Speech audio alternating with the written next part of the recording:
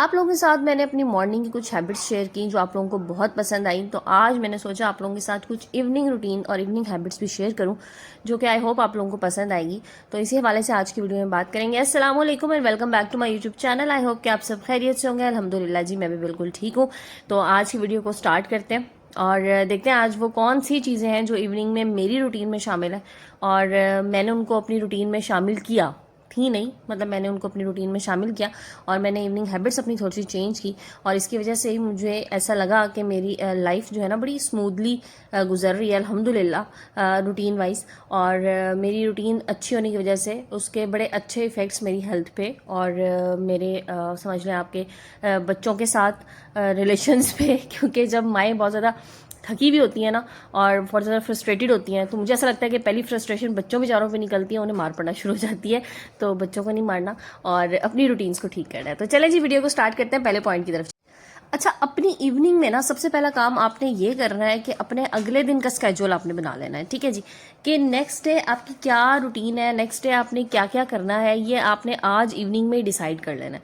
क्योंकि अगर आपकी टू डू लिस्ट बनी हुई होगी ना कल के दिन के लिए तो आपका आज का दिन भी ईजी रहेगा और आपका आने वाला कल का दिन भी बहुत अच्छा गुजरेगा। बजाय ऐसे कि सुबह में अफरा तफरी में अब आप सोच रहे हो क्या करना है, क्या बनाना है, क्या कहाँ जाना है, आज के मेरे कौन से ऐसे काम थे उफ मुझे मैंने तो सोचे ही नहीं। तो फिर आप जो बहुत ज़्यादा ना मैस हो जाता है चीज़ों का आपके दिमाग में भी।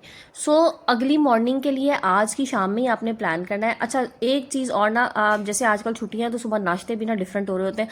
तो आज का नाश्ता भी जो है ना वो आपने कल प्लान किया हुआ होगा तो आपके लिए बड़ी आसानी होगी। जैसे कि आप सुबह उठ के सोचना शुरू कर दें, आधा एक घंटा आपने ज़ाया कर दिया और उसके बाद आपने काम शुरू किया। अच्छा, इसमें भी एक फ़ायदा ये भी हो जाता है, लाइक मैंने आजकल जैसे कि डिफरेंट नाश्ते हो रहे होते हैं, सुबह में बच्चे घर होते हैं, किसी दिन जनाब पूरियाँ खानी है बाज़ार से आनी है, किसी दिन घर में बनानी है तो उसकी मैं हाफ़ प्रिपरेशन रात में ही करके रख लेती हूँ।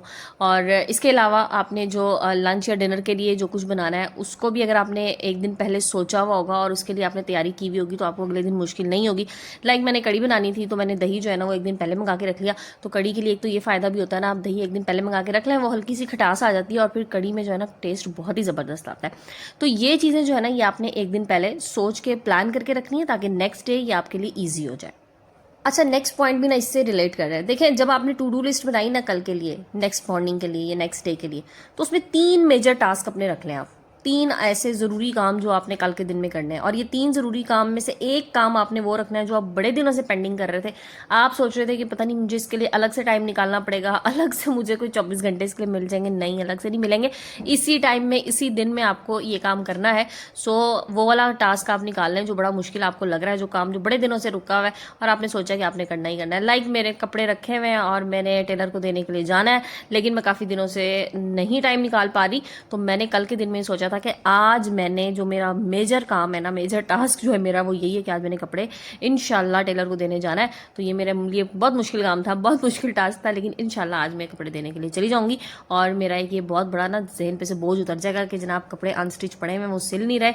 और सीज़न आपको पता है फिर फटाफट भागना भी शुरू हो जाता है, तो सीज़न के कपड़े सीज़न में सिलवा के पहन लें। अच्छा जी, फिर नेक्स्ट आपने क्या करना है कि आपने ना शाम में ही थोड़े बहुत काम जो है ना वो अपनी इस तरह से निपटा लेने हैं कि आपके सुबह ना आपको बहुत ज़्यादा काम ना करना पड़े। लाइक सफाई है थोड़ी बहुत आपने शाम में ही कर ली। हरगिज़ ये मुराद नहीं कि आप झाड़ू लगाना शुरू कर दें, पोछे लगाना शुरू कर दें, नहीं। देखिए, चीज़ें बिखरी हुई हैं ना उनको समेट लें, चीज़ों को उनकी जगह पे ना आप रात में ही रख दें। तो नेक्स्ट मॉर्निंग में जब आप काम करने लगेंगे ना फिर वो चीज़ें आपको बहुत ज़्यादा मैसी नहीं लगेंगी, आपकी क्लीनिंग ईजी हो जाएगी, आप इजीली क्लीनिंग कर सकती हैं। जिनके पास हाउस हेल्प्स है तो वो भी बड़ा वैसे माजरत के साथ के बहुत शोर मचाती हैं बहुत ज़्यादा। अगर मैस पड़ा हो ना, बच्चों के बहुत ज़्यादा खिलौने बिखरे हुए, लाइक मेरे जैसे बच्चे छोटे हैं तो चीज़ें ज़ाहिर बिखर जाती हैं। लेकिन इसमें ना एक काम आप बच्चों को भी थोड़ा सा एजुकेट करें कि बहुत ज़्यादा चीज़ें नहीं बिखेरनी। और अगर लेट से बच्चे हैं बिखेर लेते हैं तो शाम में आप क्या करेंगे, बच्चों को अपने साथ लगाएं और जो जो उनका मैस हुआ है ना वो उनको कहीं के खुद समेटें। और इससे बच्चों में बड़ी अच्छी एक तो आदत डेवलप हो जाती है कि अपना काम खुद करेंगे और साथ ही साथ जो है ना आपका काफ़ी इसमें काम भी सिमट जाएगा।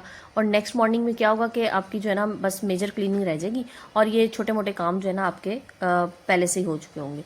सो इस चीज़ को भी अपनी हैबिट बनाएं और इससे आप देखिएगा कि नेक्स्ट आपको कितना फ़ायदा होगा। अच्छा जी, नेक्स्ट हैबिट की तरफ चलते हैं। इसको ज़रूर अपनी लाइफ में इंप्लीमेंट कीजिएगा और फिर देखिएगा आपकी ज़िंदगी में कितना खुशगवार असर इसका पड़ता है, कितनी पॉजिटिविटी आती है। और नेक्स्ट हैबिट ये है जी कि take time to connect with your spouse. अपने हस्बैंड के साथ थोड़ा सा टाइम निकालें और थोड़ी देर बैठें, गपशप करें। हस्बैंड ऑफिस से आते हैं शाम में, रात में, जिस टाइम भी आपको टाइम मिल जाता है। लाइक क्या होता है, समटाइम्स मुझे भी टाइम नहीं मिल रहा होता, बल्कि मुझे क्या, हस्बैंड के पास टाइम नहीं होता क्योंकि वो लेट आ रहे होते हैं। तो फिर मेरी कोशिश ये होती है कि चलो और कुछ नहीं तो हम जैसे सुबह नाश्ते के लिए अगर ब्रेड लेने जाना है, अंडे लेने जाना है, तो मैं कहती हूँ हस्बैंड के साथ चलो वॉक करती हूँ, मैं भी चली जाती हूँ। अच्छा, वो जो वॉक करने के 10-15 मिनट होते हैं ना, तो उसमें सबसे उसमें मज़े की बात पता क्या होती है कि हस्बैंड उसमें फ़ोन नहीं यूज़ कर रहे होते। क्योंकि ये हस्बैंड्स के साथ बड़ा आजकल मसला हो गया है कि हर वक्त ना ऑफिस से आने के बाद उनके फ़ोन और लैपटॉप खुले होते हैं, तो टाइम नहीं दे पा रहे होते, वो ज़ाहिर काम में बिजी होते हैं। तो ये जो थोड़ा सा टाइम है ना, जो एक वॉक करने का टाइम है, अगर तो आपके पास प्रॉपर वॉक का टाइम है बहुत अच्छी बात है, नहीं है तो मौका निकाल लेना।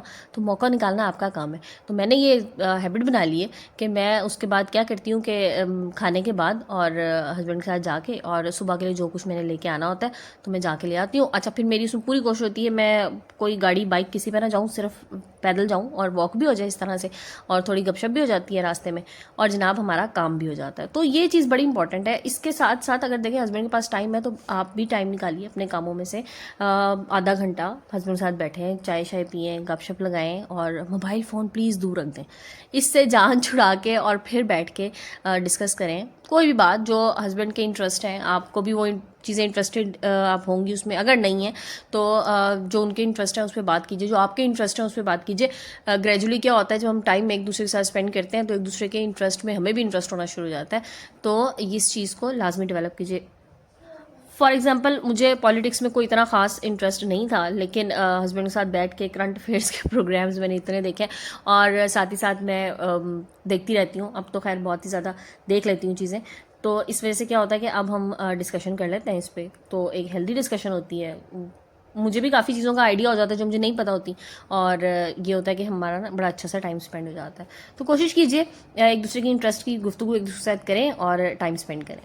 अच्छा जी, नेक्स्ट चीज़ जो आपने अपनी इवनिंग टाइम में, जो मेरा ख्याल है कि बहुत ज़्यादा जिससे नुकसान हो रहा है, वो ये है कि हम लोग मोबाइल फ़ोन बहुत ज़्यादा यूज़ कर रहे होते हैं ना। अच्छा, सोशल मीडिया पे ना बहुत सी चीज़ें ऐसी आ रही होती हैं, बहुत सी ऐसी न्यूज़ आ रही होती हैं जिनका रियलिटी से कोई ताल्लुक नहीं होता।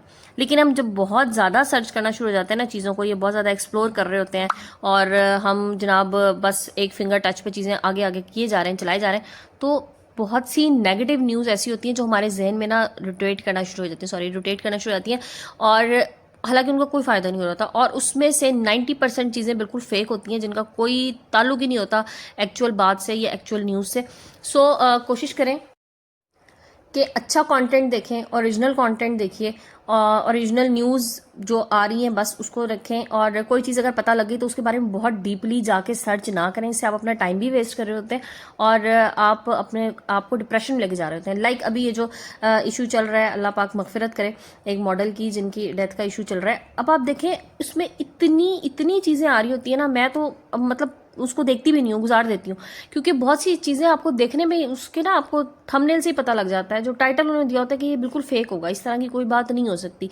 लेकिन लोग उसमें सिर्फ समझ लें कि अपने व्यूज़ के लिए और अपने डॉलर्स के लिए इतना कुछ गलत उसमें दिखा रहे हैं कि अल्लाह माफ़ करे। इसलिए मैंने देखना छोड़ दिया। बस ठीक है, मेरी तरफ से ये, बल्कि हम सबको ये चाहिए कि मगफिरत के लिए दुआ करें कि अल्लाह पाक उसकी अगली मंजिलें आसान करें उन खातून की, और उनकी मगफिरत करें, बजाय इसके कि हम जाके इतना डीपली उसमें चले जाएं कि जनाब ये क्यों हुआ, कैसे हुआ, उसका पास्ट क्या था, उसका प्रेजेंट क्या था, वो कहाँ से थी, क्या था। बस छोड़ दें, लीव इट। अच्छा जी, फिर एक चीज़ जो है ना जो हमने अपनी लाइफ में से बहुत कम कर दी है वो है रीडिंग। और रीडिंग यकीन कीजिए बहुत रिलैक्स करती है इंसान को, और आपका नॉलेज, जो मुझे ऐसा लगता है सबसे ज़्यादा जो नॉलेज आप गेन कर सकते हैं ना वो आप रीडिंग करके कर सकते हैं।